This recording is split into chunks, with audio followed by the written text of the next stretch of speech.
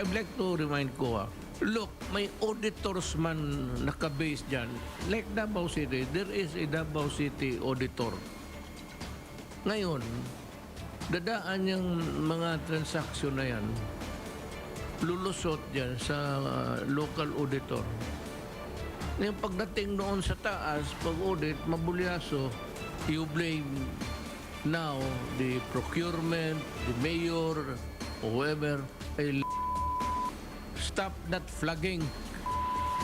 You make a report, do not flag, do not publish it because it will condemn the agency or the person that you are flagging. The flagging is spelled F-L-A-G-G-E-D. Ang ginagawa ninyo is F-L-O-G-G-I-N-G. Flagging. Ampas. Huwag naman sige kayong flag ng flag, flag ng flag. Tapos wala namang napreso, wala naman lahat. And yet you know that when you flag, there is already a taint of corruption by perception. This COVID-19 will never be won by the way you are also behaving. Alam ninyo, emergency to. It is a matter of life or death. So you have to understand and give it a little elbow room to move. Make emergency purchase, mag-utang. Ang utos ko ganon. Kung wala kayong sa lahat sa gobyerno, especially connected with COVID, kung wala, mag-utang kayo. By the way, itong frontliners, unahin mo na lang. If there is enough money, bayaran mo yung saka yung mga medisina uli, utangin mo. Pag mo sundin yung kuwab, kuwa na. Wala namang mangyari dyan. Yan ang ayaw ko yung flagging. It creates a conundrum. Pati na, alam mo, political season na ngayon. Kanyang banat. President Duterte defends the Health Department from the recent COA report and says the 67.3 billion peso COVID-19 funds aren't missing. The Health Department puts the procurement of its alleged high-end laptops on hold after receiving backlash on social media. Contrary to his earlier statements, President Duterte now says unvaccinated individuals will not be arrested, but are still encouraged to get the shot. President Duterte insists China donated COVID-19 vaccines to the Philippines with no strings attached, except, quote, their boats are there. And is Heart Evangelista joining Netflix's Bling empire for the second season?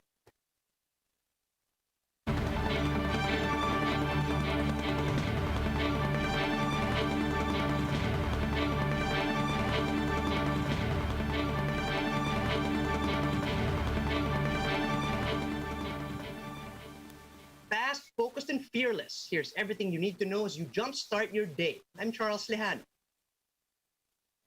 President Rodrigo Duterte slammed the Commission on Audit for flagging some 67 billion pesos in unobligated funds over at the Department of Health. The chief executive said that the commission should not have gone public with their report without clarifying everything first with the agency involved. Besides, Duterte doesn't think it's possible for a public official to embezzle that amount of money. Dito yung 67.3 billion deficiencies. Alam mo, I am not criticizing anybody, especially itong kuha. But I've been mayor. Imposible magnakaw ka ng 67.3. But to the issue of whether the money has been stolen, that is pure bull. Guys are listening. Not really in a regular basis. Kaya na lang. Kaya muli ay ito po. Duterte also said COA's report is unfair to hard-working government officials. With that, the president said he will not entertain the idea of Health Secretary Francisco Duque resigning. Alam ko gusto mo nang mag-resign, pero alam mo rin na tatanggihan kita. Ngayon, noon, you have attempted to resign twice. I expect you to say something to me up this way, mag-resign ka. Sabihin ko sa iyo, hindi. Wala ka namang ginawang masama. Bakit ka mag-resign?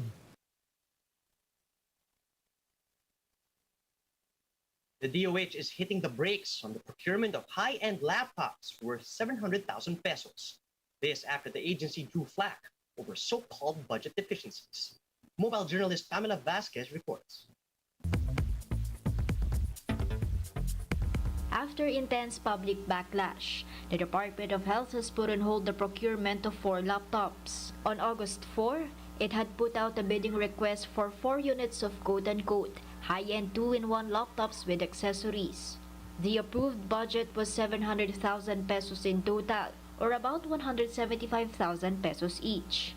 By comparison, the price for a top-of-the-range MacBook from Apple is around 90,000 pesos.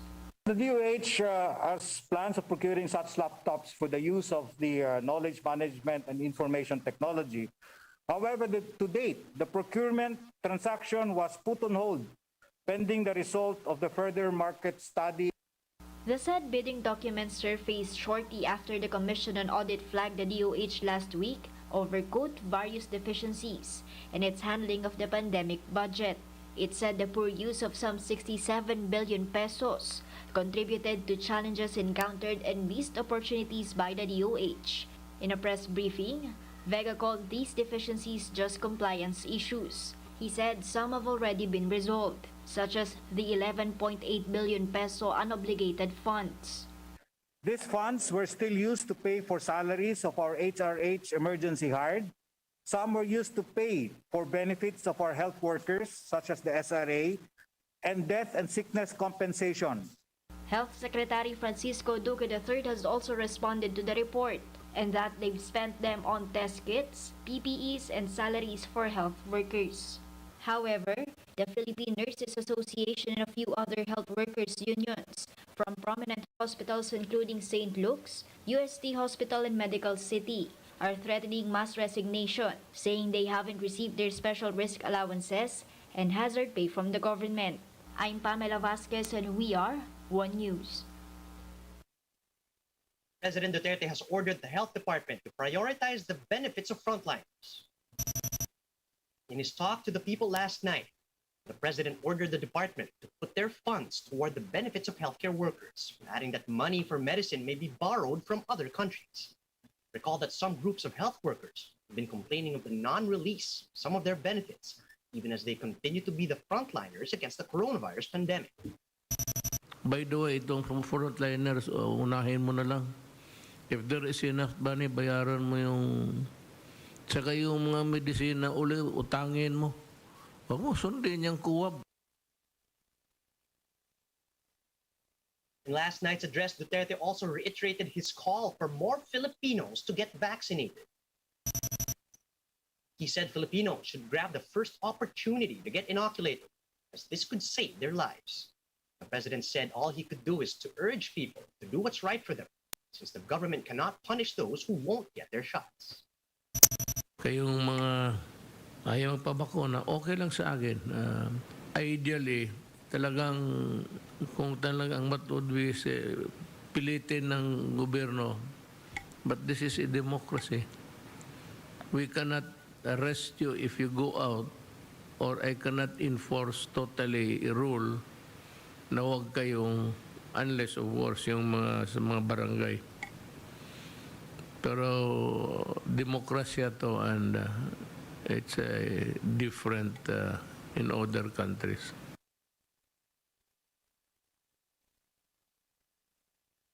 Infectious disease experts and FDA officials also assured the public once again that vaccines are safe and effective.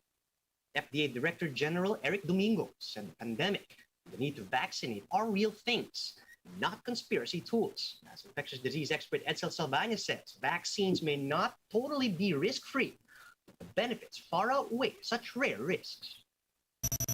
Our vaccines have 3 possible effects po. It can prevent severe disease, yung nakakamatay po na disease, or it can also prevent yung clinical disease, yung may ubo, may sipon, not necessarily severe disease, or of course it can prevent transmission. Our vaccines will continue to protect us from dying. All vaccines that we have right now prevent 90% or more of severe COVID-19 death and death from COVID-19, regardless of the variant po.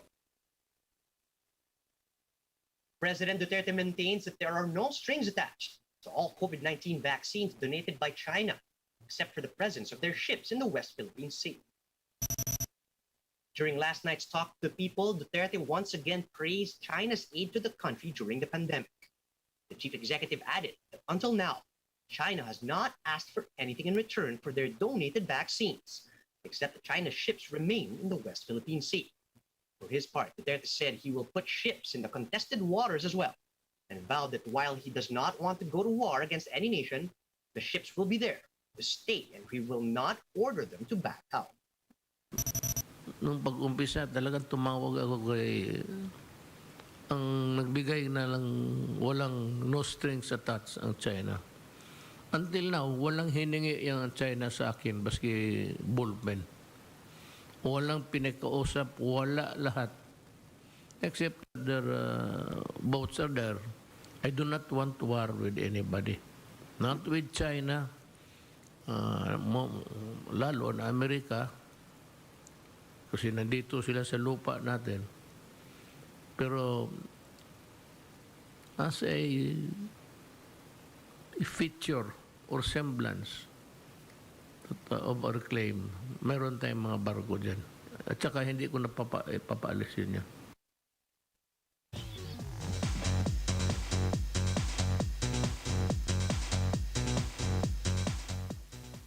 10-year-old Filipino boy wows judges in the U.S. talent show America's Got Talent, while actress Heart Evangelista teases Bling Empire casting.